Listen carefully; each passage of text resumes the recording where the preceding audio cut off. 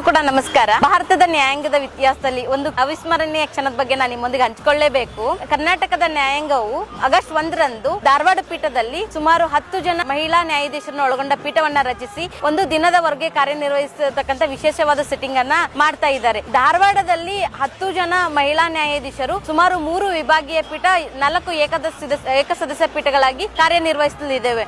August 1ರಂದು ಮಹಿಳಾ ನ್ಯಾಯಾಧೀಶರು ಯಾವ ಕಾರಣಕ್ಕೋಸ್ಕರ ಅವರು ಪೀಠವನ್ನ ನಡೆಸ್ತಾ ಇದ್ದಾರೆ ಅಂತ ಹೇಳಿದ್ರೆ, ನ್ಯಾಯಾಂಗದಲ್ಲಿ ಮಹಿಳಾ ಪ್ರಾತಿನಿಧ್ಯತೆ ಮತ್ತು ಲಿಂಗ ಸಮಾನತೆಯನ್ನ ಕರ್ನಾಟಕ ನ್ಯಾಯಾಂಗದಿಂದ ಸಮಾಜಕ್ಕೆ ಒಂದು ಸಂದೇಶ ರವಾನಿಸಬೇಕಂತ ಹೇಳಿ ಈ ಒಂದು ವಿಶೇಷವಾದ ಸಿಟ್ಟಿಂಗ್ ಅನ್ನ ನಡೆಸ್ತಾ ಇದ್ದಾರೆ. ನಾವು ಒಂದು ತದ್ವಿರುದ್ಧವಾದ ಘಟನೆಯನ್ನ ನಿಮ್ಮೊಂದಿಗೆ ಹಂಚಿಕೊಳ್ಳಲೇಬೇಕು. ಕಾರಣ ಏನಂತ ಹೇಳಿದ್ರೆ, ಕರ್ನಾಲಯ ಸ್ವರಾಜ್ಯವನ್ನು ಹೆಣ್ಮಗಳು 1848ರಲ್ಲಿ ಆ ಹೆಣ್ಮಗಳಿಗೆ ಅಲಹಾಬಾದ್ ನಲ್ಲಿ ವಕೀಲಿಕೆಯನ್ನ ನಡೆಸದೇ ಇರೋದಕ್ಕೆ ಕಾರಣ ಏನಂತಂದ್ರೆ, ಹೆಣ್ಣು ಅನ್ನೋ ಒಂದು ಕಾರಣಕ್ಕೋಸ್ಕರ ನಿರ್ದಾಕ್ಷಿಣ್ಯವಾಗಿ ನಿರಾಕರಿಸ್ತಾರೆ. ಈ ದಿನ ಬಿರೋದಕ್ಕೆ ಕಾರಣ ನಿಜವಾಗ್ಲೂ ಯಾರಂತ ಹೇಳಿದ್ರೆ, ನಾವು ಮೊದಲು ನೆನಬೇಕಾಗಿರೋದು ಬುದ್ಧನನ್ನ. ಬುದ್ಧ ತನ್ನ ಶಾಕ್ಯ ಸಂಘದಲ್ಲಿ ಮಹಿಳೆ, ನೀನು ಮನುಷ್ಯಳು, ನಿನಗೂ ಕೂಡ ಸಮಾನವಾದ ಅವಕಾಶಗಳಿದೆ ಅಂತ ಹೇಳಿ ಅವಳಿಗೆ ಅವಕಾಶನ ಕೊಡ್ತಾನೆ ಬುದ್ಧನ ಶಾಕ್ಯ ಸಂಘದಲ್ಲಿ.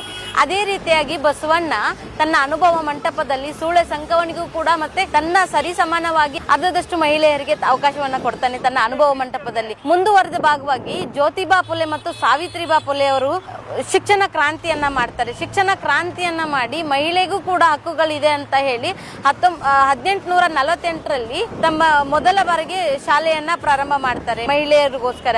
ಆ ಶಾಲೆಯನ್ನ ಪ್ರಾರಂಭ ಮಾಡಿದಾಗ ಸಾವಿತ್ರಿಬಾ ಫುಲೆ ಅವರು ಶಾಲೆಗೆ ಹೋಗ್ಬೇಕು ಅಂತ ಹೇಳಿದ್ರೆ ಅಲ್ಲಿರ್ತಕ್ಕಂತ ಪುರುಷ ಪ್ರಧಾನ ವ್ಯವಸ್ಥೆ ಆ ತಾಯಿ ಮೇಲೆ ಸಗಿಣೆ ಮತ್ತು ಕಲ್ಲುಗಳನ್ನ ಏಟನ್ನ ಕೊಡ್ತಾರೆ. ಆ ತಾಯಿ ಒಂದು ತನ್ನ ಬ್ಯಾಗ್ ಅಲ್ಲಿ 2 ಸೀರೆಗಳನ್ನ ಇಟ್ಕೊಂಡು ಹೋಗ್ತಾಳೆ. ಆ ಶಾಲೆಯಲ್ಲಿ ಆ ಸೀರೆಯನ್ನ ಬದಲಾಯಿಸಿ ಆ ಮಕ್ಕಳಿಗೆ ಪಾಠ ಮಾಡ್ತಾರೆ. ಆ ಸೀರೆನೆ ಇವತ್ತಿನ ಧಾರವಾಡ ಪೀಠದಲ್ಲಿ ಕೂತ್ಕೊಂಡು ನ್ಯಾಯವನ್ನ ತೀರ್ಮಾನ ಮಾಡ್ತಕ್ಕಂತ ಮಹಿಳೆಯರನ್ನ ನಾವು ನೋಡ್ತಾ ಇದೀವಿ. ಹಾಗಾಗಿ ಇದೊಂದು ತುಂಬಾ ಒಂದು ಉತ್ತಮವಾದ ಪ್ರಯತ್ನ ಅಂತ ಹೇಳ್ಬಹುದು. ನಾವೆಲ್ಲರೂ ಕೂಡ ಯಾರನ್ನ ನೆನಿಬೇಕು ಅಂದ್ರೆ ಬಾಬಾ ಸಾಹೇಬ್ರನ್ನ ನೆನಬೇಕು. ಈ ಏನು 3 ಮಹನೀಯರು ಏನ್ ಹೇಳಿದ್ದಾರೆ ಅಂದ್ರೆ, ಸಮಾಜದ ಜೊತೆಗೆ ತಮ್ಮ ಎಲ್ಲ ಬದಲಾವಣೆಗಳನ್ನ ತಗೊಂಡು ಬಂದಿದ್ದಾರೆ. ಆದ್ರೆ ಬಾಬಾ ಸಾಹೇಬರು ಈ ಎಲ್ಲಾ ಬದಲಾವಣೆಗಳನ್ನ ಕಾನೂನು ಮೂಲಕ, ಕಾಯ್ದೆ ಮೂಲಕ ನೀವು ಮಾಡ್ಲೇಬೇಕು ಅನ್ನೋ ಒಂದು ಕಾನೂನನ್ನ ತಗೊಂಡು ಬಂದಿದ್ದಾರೆ. ಅದ್ರ ಜೊತೆಗೆ ಸಂವಿಧಾನ ಅನ್ನೋದಿದೆಯಲ್ಲ, ಸಂವಿಧಾನದಲ್ಲಿ ಎಲ್ಲರಿಗೂ ಕೂಡ ಸಮಾನವಾದ ಹಕ್ಕುಗಳಿದೆ. ಲಿಂಗ, ಜಾತಿ ತಾರತಮ್ಯ ಇಲ್ಲದೆ ಮಹಿಳೆಯು ನಿನಗೂ ಕೂಡ ಹಕ್ಕುಗಳಿದೆ ಅಂತ ಹೇಳಿದ್ದು ಸಂವಿಧಾನ. ಈ ಎಲ್ಲ 10 ಮಹಿಳೆಯರು ಆ ಒಂದು ಪೀಠದಲ್ಲಿ ಕೂತಿದ್ದಾರೆ ಅಂದ್ರೆ ಅದಕ್ಕೆ ಮೂಲ ಕಾರಣ ಸಂವಿಧಾನ ಅಂತ ಹೇಳ್ಬಹುದು.